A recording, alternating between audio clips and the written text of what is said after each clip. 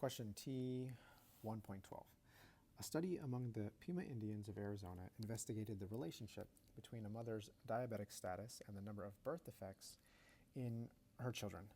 The results appear in the two-way table. Okay. Part A, what proportion of the women in this study had a child with one or more birth defects?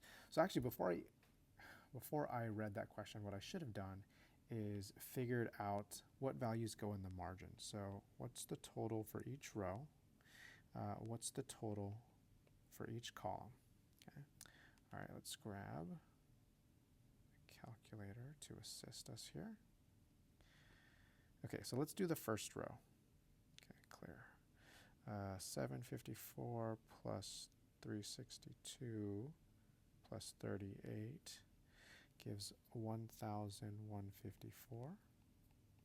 Okay, second row, 31 plus 13 plus 9 gives 53. Okay, let's add 1154 plus 53. Okay, so the grand total is 1,207. All right, and then let's figure out each column now. 754, so that's 785. Okay, this would be 375. And then this would be 47. All right, and let's just confirm that those three column totals equal 1207. 785 plus 375 plus 47, 1207. Okay, good. Okay, so part A, what proportion of the women in this study had a child with one or more birth defects?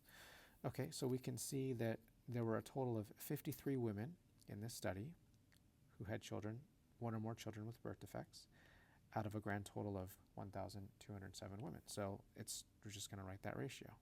Okay, 53 out of 1,207, and then we'll write it as, let's write it as a proportion and as a percentage. So 53 divided by 1207 is 0.044. I'm going to round, which would be the same as 4.4%. Okay.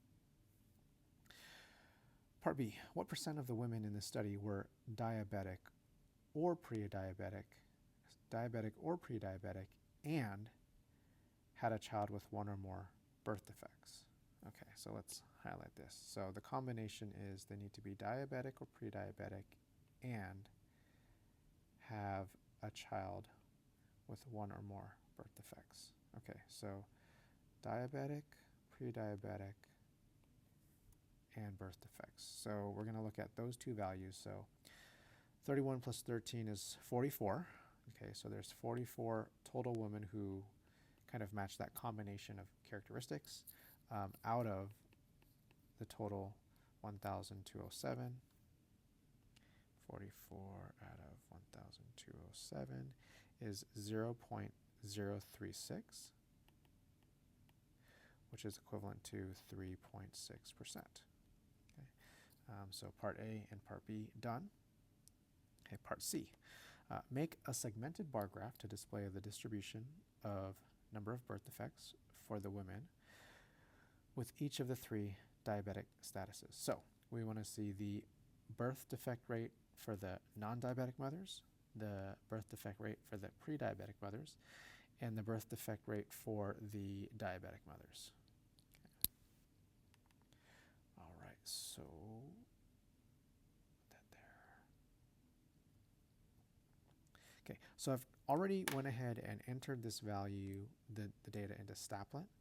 So the explanatory variable I chose was diabetic status. I have a feeling like the mother's status would help explain whether or not her children had birth defects. Okay, so diabetic status explanatory, number of birth defects response. Basically just copy the two-way table here, and then I'll hit begin analysis, and by default it gives me the segmented bar graph. Okay, so notice that there's labeling here. So the variables are labeled diabetic status with the three categories. We have relative frequency, so percentage, And then we have just the two outcomes. So dark blue is no birth defects, light blue is one or more birth defects. Okay. Notice the pattern in the first two stacks looks nearly identical. The pattern in the last stack looks a little different, right? Diabetic mothers have a much larger light blue section, which represents children with one or more birth defects. In other words, the birth defect rate for diabetic mothers is noticeably higher than for the other two the other two groups of mothers. And that's basically what we'd write for Part D. Okay, so Part D, describe the nature of association between a mother's diabetic status and the number of birth defects. So we'd say that diabetic mothers are more heavily associated with having children with birth defects compared to the non-diabetic mothers and the pre-diabetic mothers.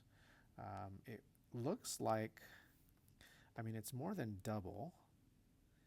It looks like it's 4 or 5 times higher, the diabetic birth defect rate. Let's look here.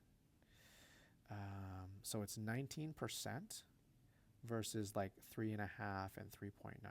So yeah, that's like 5 times greater.